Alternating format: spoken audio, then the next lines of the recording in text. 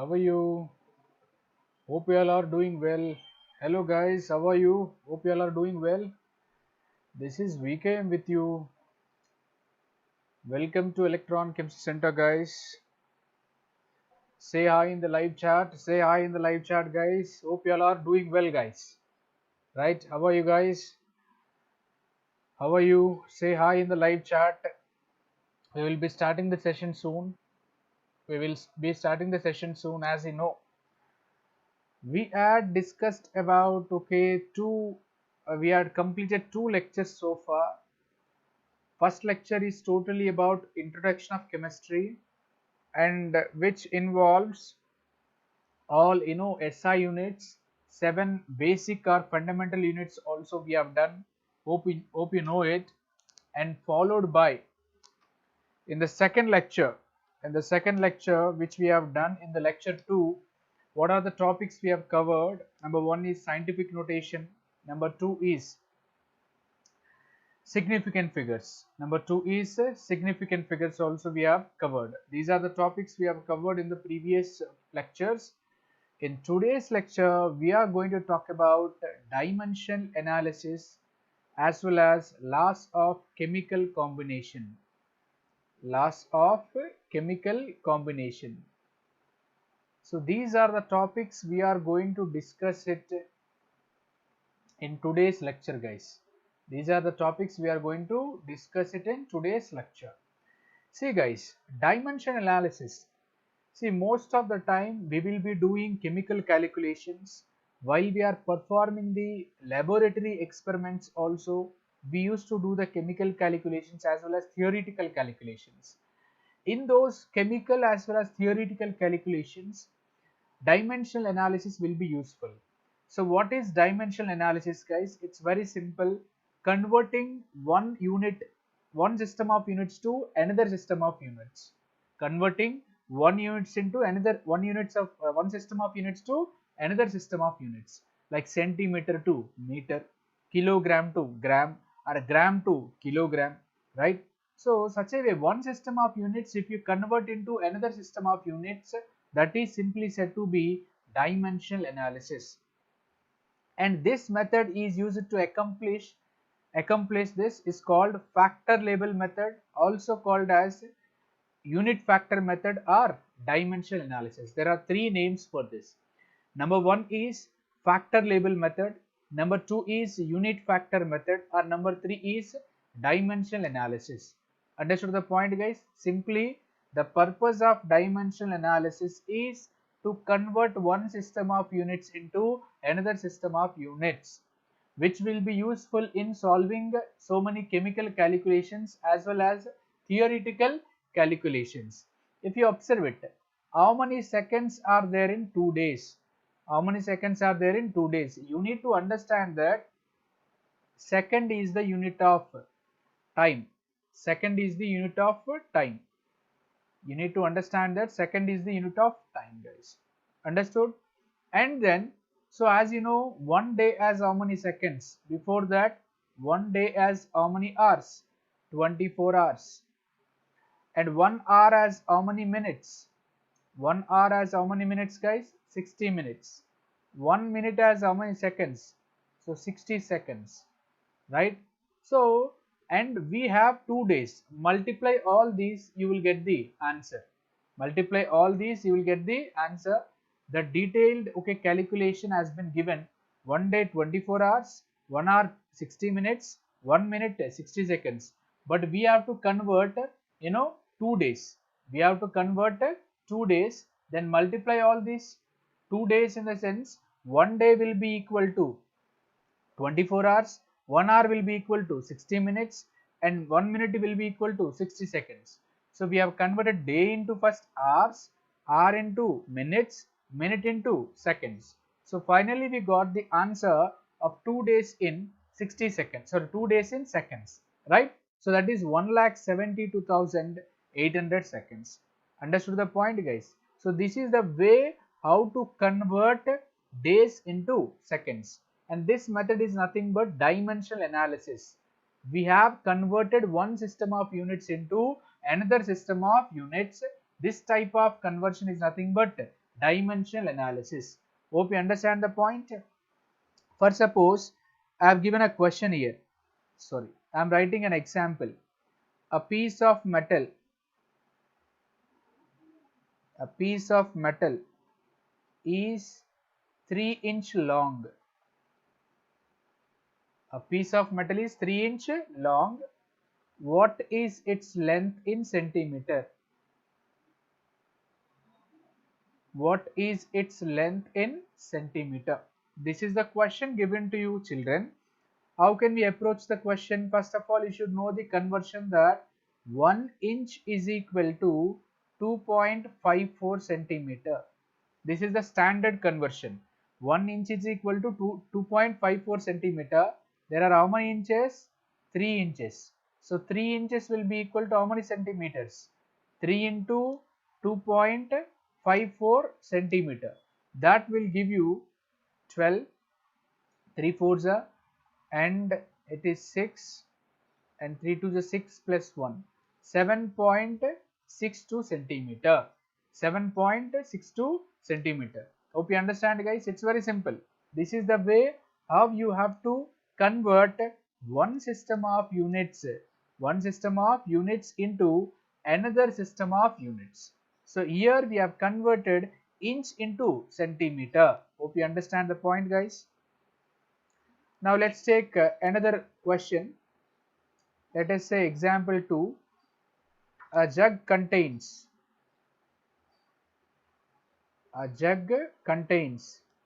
2 liter of milk.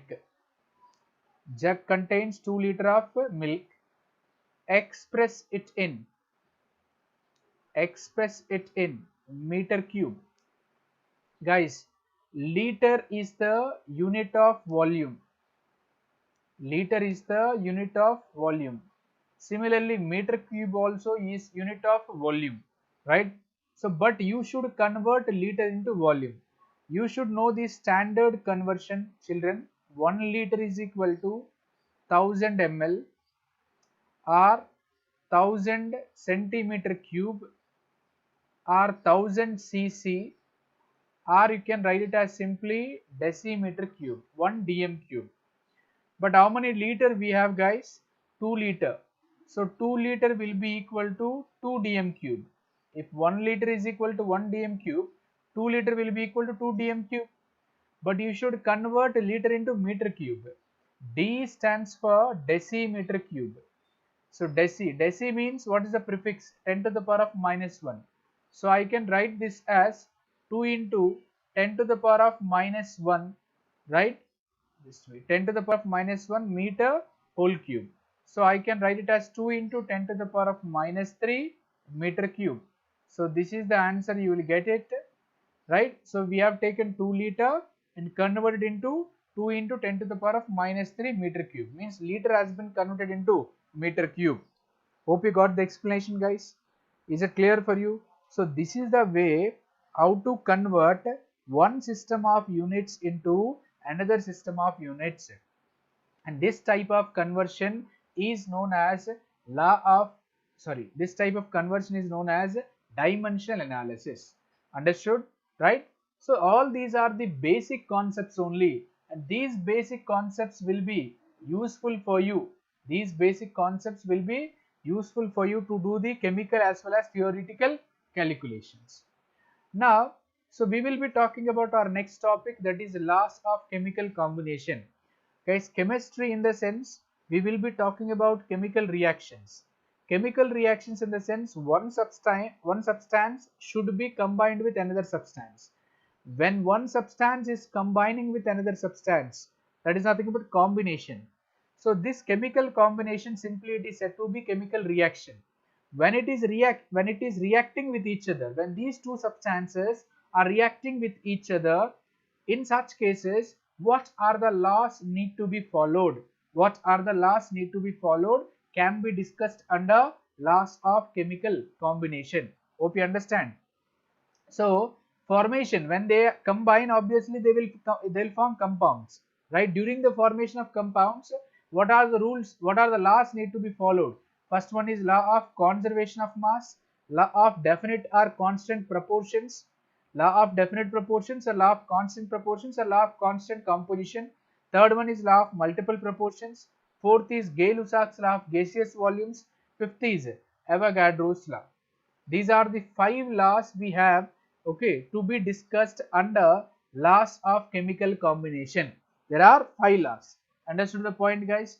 Now if you see that law of conservation of mass, which is very easy, it is the fundamental law of chemical combination, guys. It was proposed by Antony Lavoisier. It was proposed by Antony Lavoisier, and according to this law of conservation of mass, matter neither can be created nor destroyed. We cannot create the matter as well as we cannot destroy it. We cannot destroy it. If you try to understand with the help of an example, we are trying to understand law of conservation of mass with the help of example. So in this example, what are the elements required? One is carbon, another one is oxygen. These are the elements required, right? So for the formation of carbon dioxide, the elements we require are carbon as well as oxygen. When carbon and oxygen reacting with each other, it forms carbon dioxide, whose formula is CO2. Whose formula is CO2, guys. And what is the atomic weight of carbon? That 12. So 12 gram of carbon is reacting. 12 gram of carbon is reacting, guys. And what is the atomic weight of oxygen, guys? 16 grams. What is the atomic weight of oxygen? 16 grams. But here how many atoms are there? 2 atoms are there. So in the 2 atoms are there, in the sense, in such cases it is diatomic. So weight of 2 oxygen atoms can be taken as 32. So 12 gram of oxygen is reacting with 32 grams of 12 grams of carbon, 12 grams of carbon is reacting with 32 grams of oxygen, will be giving 44 grams of the carbon dioxide. So this is according to the reaction, as per the reaction. So try to understand what is the total mass of the reactants. Reactants are those chemical substances which can be involved in the chemical reaction. So what are the reactants in this reaction? See, carbon as well as oxygen. These two are involving in the chemical reaction, leads to the formation of a product called as carbon dioxide. So what about the total mass of the product? 44 grams. So mass of the reactant is equal to mass of the product. So according to, there is another statement. First statement is mass neither be created nor destroyed. That means mass is conserved. So that is law of conservation of mass. One statement. Second statement, according to the law of conservation of mass, sum of masses of reactants. Sum means addition. Sum of masses of reactants. Sum of masses of reactants is equal to sum of masses of products. Sum of masses of reactants is equal to sum of masses of products, right? So this is the another statement also can be given for law of conservation of mass. Hope you understand the point, guys, right? So law of conservation of mass, they have given first statement, mass can neither be created nor destroyed. This is statement number 1 in a chemical reaction. I'm talking about in a chemical reaction. So this I can give it as statement number 1. This I can give it as statement number 1, and it is statement number 2. That is statement number 2. Understood the point? So before going into it, guys, you need to understand one point. What is that? Law of conservation of mass, it is not applicable.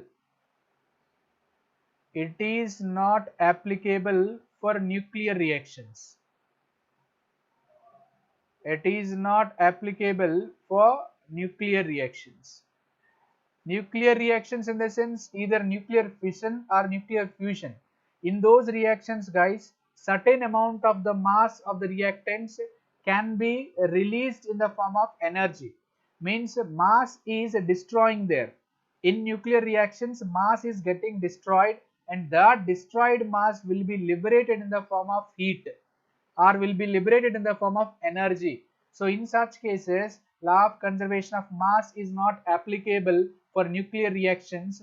For nuclear reactions, we will apply Einstein's theory of relativity, that is E is equal to mc square can be applicable, right? So this is a limitation of law of conservation of mass. So law of conservation of mass is not applicable for nuclear reactions. You have to remember this point carefully.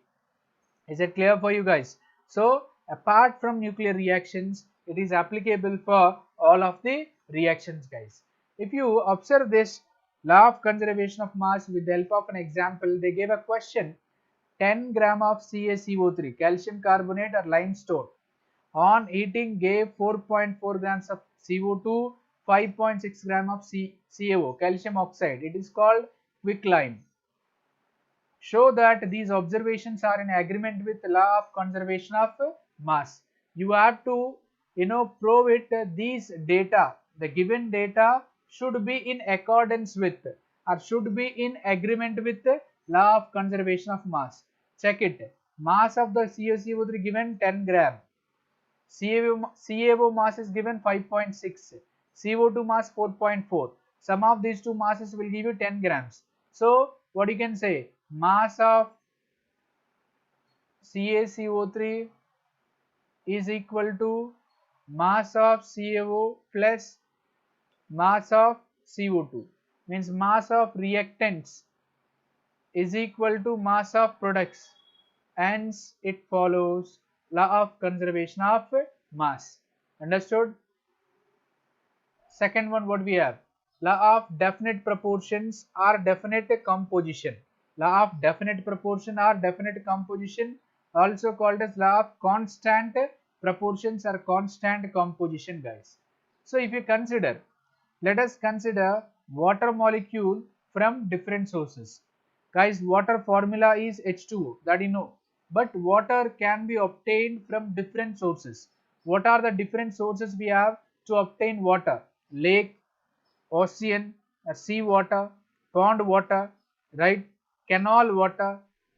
Is it correct or not? River water. There are so many ways. In laboratory also we will be getting tap water, municipal tap water, right? So all these are the ways, but in all these ways, if you observe it, water can be obtained, but that water is consisting of or composed of hydrogen as well as oxygen. Hydrogen as well as oxygen. So how much percentage by weight of hydrogen is there? How much percentage by weight of hydrogen is there? 11.11. How can you say it? Water molecular mass is 18 gram. Water molecular mass is 18 gram, but there are two hydrogens. So percentage by weight of hydrogen. What is the mass of hydrogen? 2 gram. Total mass of the compound is 18 into 100, which will give you 11.11 percentage by weight. Similarly, percentage by weight of oxygen. Percentage by weight of oxygen. Total mass of oxygen is 18. Sorry, weight of water is 18. Oxygen mass is how much? 16 into 100. If you solve it, you'll get 88.89 percentage. Understood? Together it is 100 percentage. So it is the percentage by weight of oxygen, percentage by weight of hydrogen, irrespective of the source of water.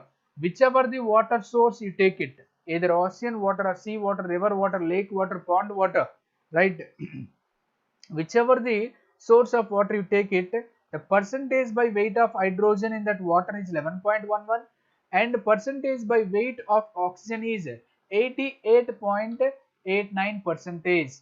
Means if you observe that statement here, any pure compound always contains the same element in a definite proportion by weight or by mass. By weight or by mass. Understood? And then irrespective of the source or method of preparation. Irrespective of source or method of preparation. So what I can say, if you summarize the statement for law of definite proportions, here the ratio of the masses of the elements in a compound, the ratio of the masses of elements in a compound is always fixed, irrespective of its source or method of preparation. Irrespective of source or method of preparation. That is law of definite proportions or definite composition. Understood it? So it was proposed by Joseph Proust. Joseph Proust was the first scientist, okay, who proposed law of definite proportions or constant proportions. So a given compound always contains exactly the same proportions of elements by weight. Exactly the same proportions of elements by weight.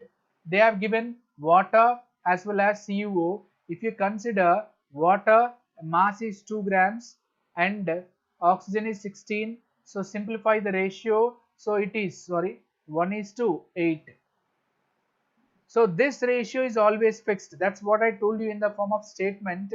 The ratio of masses of elements in a compound is always fixed irrespective of its source or method of preparation, right? Source or method of preparation. So in water, right, the ratio of masses of hydrogen and oxygen is always 1:8. It may be any type of water. It may be any type of water.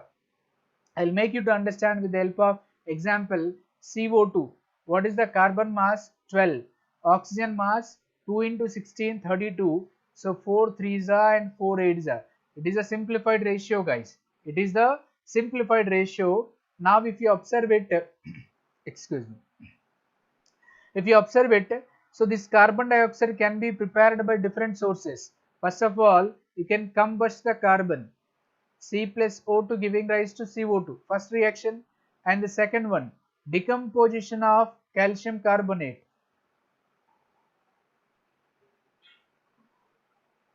Like this also we can prepare, right? So like this also we can prepare. So by thermal decomposition of calcium carbonate also we can prepare carbon dioxide. So carbon dioxide can be prepared by the help of combustion of carbon as well as thermal decomposition of CaCO3. In this preparation, the ratio of masses of carbon as well as oxygen is 3:8. Here also the ratio of masses of carbon and oxygen and CO2 is 3:8, irrespective of its source or method of preparation. So the carbon dioxide elements masses ratio is 3:8, guys. Understood the point? So this is the statement can be given for law of definite or constant proportions, guys. Law of definite or constant proportions. Try to observe with the help of an example. It's a very important example, guys, for competitive, right? 1.375 grams of cupric oxide CuO was reduced by heating in a current of hydrogen, and the weight of copper that remained was 1.098. And another experiment, this is experimental data number 1. Now it is in another experiment, experimental data number 2. In another experiment, 1.179 gram of copper was dissolved in nitric acid, and the resulting copper nitrate converted into cupric oxide by ignition. The weight of cupric oxide formed was 1.476. So guys, in another experiment, weight of cupric oxide is 1.476. In first experiment, weight of cupric oxide is 1.375. So what are the elements in that cupric oxide? Copper and oxygen. Show that these results illustrate the law of constant composition. Let us analyze the first experiment. So first experiment, what is the weight of cupric oxide, guys? 1.375 grams. So that is the weight of the copper oxide. That means if you observe weight of copper, what is the weight of copper given? 1.098 grams. That means what about the weight of oxygen? What about the weight of oxygen? So 1.375 minus 1.098. So this is the weight of oxygen. Understood the point? So this is copper oxide weight, and subtract it from copper weight, it will give you the oxygen weight. And percentage of oxygen in CuO. How much percentage of oxygen will be there? The total amount of CuO is 1.375 and 0.277 is the oxygen weight, multiplied with 100, it will give you 20.14 percentage. So that is the percentage weight of oxygen in CuO from experiment number 1. From experiment number 1, guys. Now if you go to the second experiment, copper taken is 1.179 grams, copper oxide formed is 1.476 grams. So what is the oxygen present? 1.476 minus 1.179. So it is 0.297 grams. And then what is the percentage of oxygen in CuO?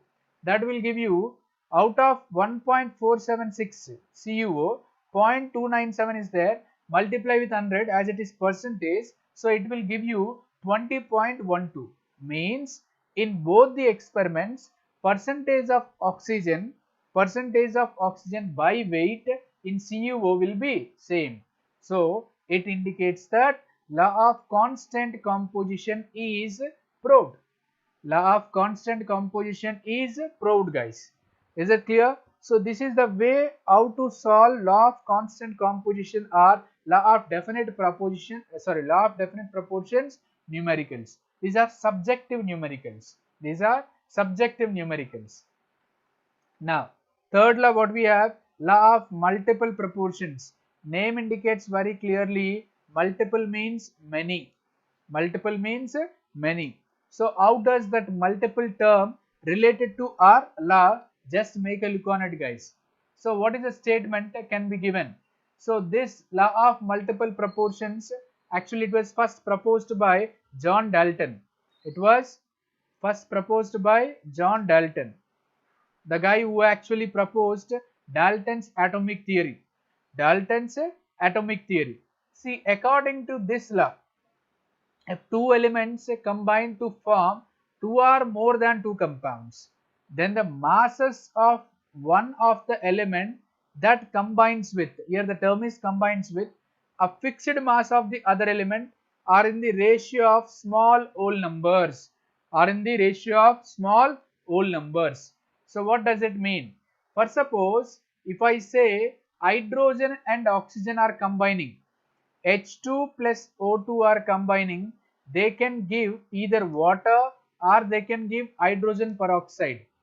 In that, oxygen here mass is 16 and here oxygen is 32, right? So but hydrogen mass is okay, here also 2, here also 2. The masses of oxygen in one compound 16 grams, another compound 32, which are combining with fixed mass of hydrogen, means second one, sorry, 2 grams of hydrogen, which is of fixed mass.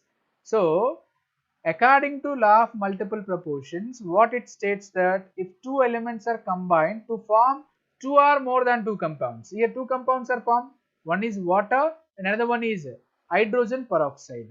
In such cases, the element which is of fixed mass is hydrogen combining with another element, right? So here the element is nothing but oxygen, which is combining with a fixed mass, always bear a simple integral ratio, that is 16 grams is to 32, which will give you 1:2 ratio. So always it bear a simple whole number ratio. So this is the statement can be given it for law of multiple proportions.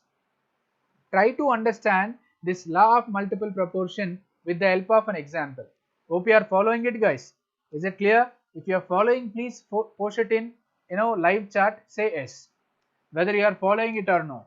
I'm waiting for your answer. Please say yes or no. Then we'll go for next numerical. Example, if you see, hydrogen and oxygen are known to form two compounds. Just now we have discussed water and hydrogen peroxide. The hydrogen content in one of these is 5.93%, while in other it is 11.2%. In one compound it is 5.93, other compound 11.2%. Show that the data illustrate the law of multiple proportions. So this data must illustrate the multiple proportions, guys. If you observe it, guys, in the first compound, what is the percentage of hydrogen? 5.93. But in the in that case, oxygen will be 100 minus 5.93. Then it will give you 94.07% of oxygen. Now let's come to the second compound. Second compound, if you observe it, how much percentage of hydrogen is there? 11.2. then how much percentage of oxygen will be there? 100 minus 11.2, which will give you 88.8 percentage. Means if you observe in the first compound, the number of parts by mass of oxygen that combined with 1 part by mass of hydrogen is 94.07 upon 5.93. Yes or no, guys?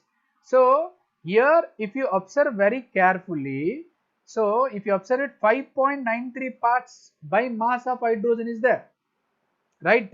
So number of parts by mass of oxygen that combine with 1 part by mass of hydrogen.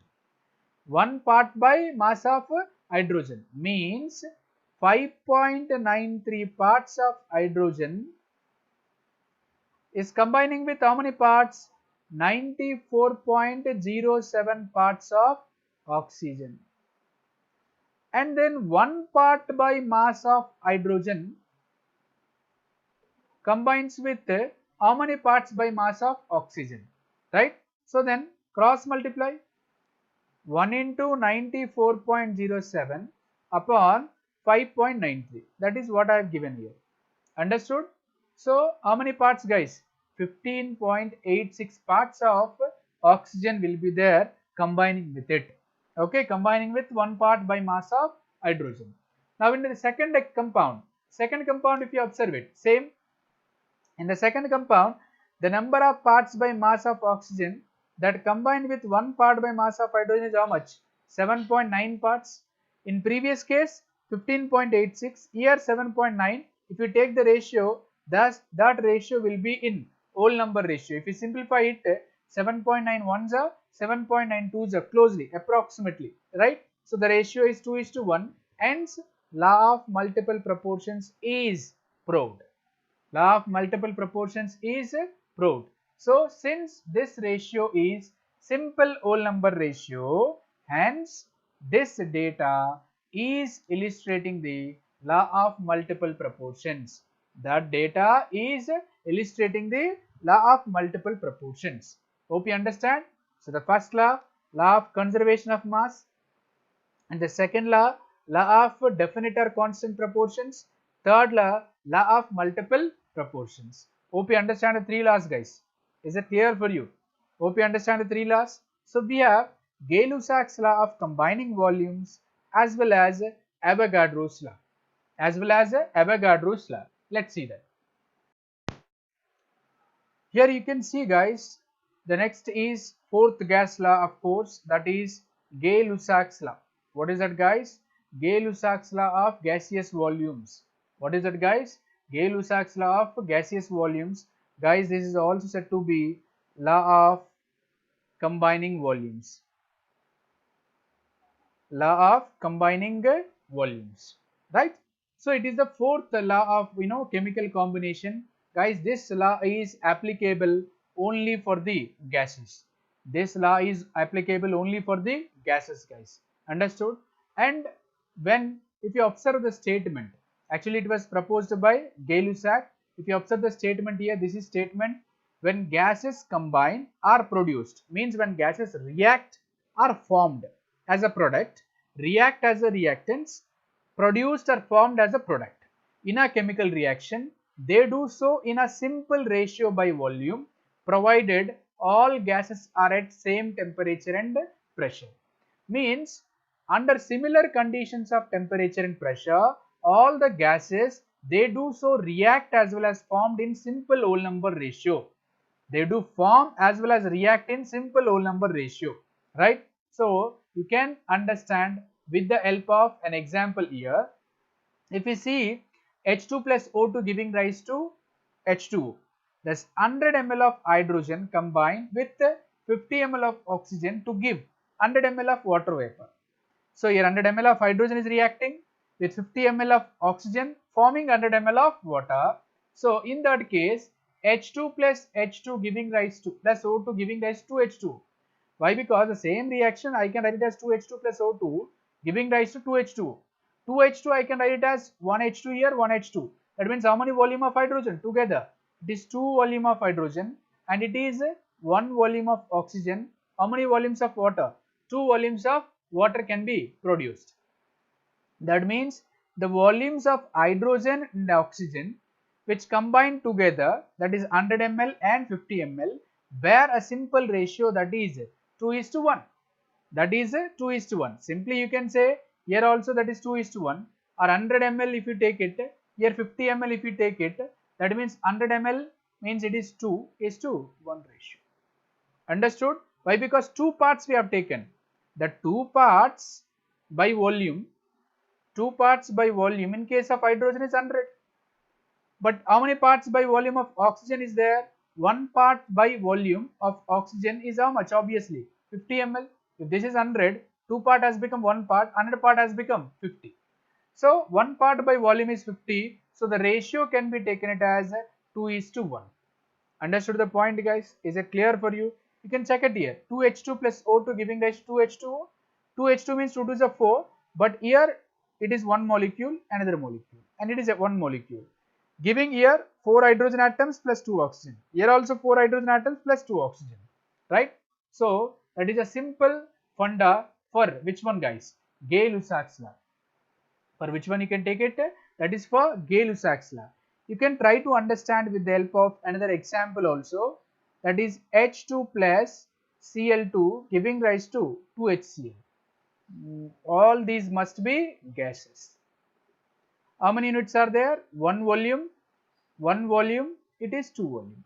All are in the simple whole number ratio, all are in the simple whole number ratio, that is 1 is to 1 is to 2. Similarly, N2 plus 3H2 giving rise to 2NH3. All these are in simple whole number ratio, 1 is to 3 is to 2. 1 part of nitrogen, 3 parts of hydrogen, 2 parts of ammonia. This is a simple whole number ratio. Guys, it is applicable only for the gases, not for the other substances, right? So far in today's class, we have discussed about dimensional analysis. Laws of chemical combination includes law of conservation of mass, law of multiple proportions, law of definite or constant composition, Gay-Lussac's law of combining volumes. But Avogadro's law, guys, will be discussed along with the mole concept. If you understand the mole, you can easily understand the Avogadro's law. Is it clear? Why? Because Avogadro's law is the basis for the mole concept. So this is almost all introduction part is done. Now we are moving to our major topic, that is called mole concept, in the next lecture. Right? If you like the video, please click on the like button. If you have any doubts, please post it in the comment box. I'll be immediately responding to your comments. No more doubt in it. Right? So if you have any doubts, please post it in the comment box, or else you can access my mail ID. So, and you can just mail if you have any doubts to me. Right, guys? And if you haven't subscribed to my channel, please subscribe to my channel. It would be useful, for so many needy children. If you have already subscribed, please share to other children about my channel. Understood? If you have already subscribed, please click on the bell icon for further notifications. Until then, signing off. Take care. Bye, guys.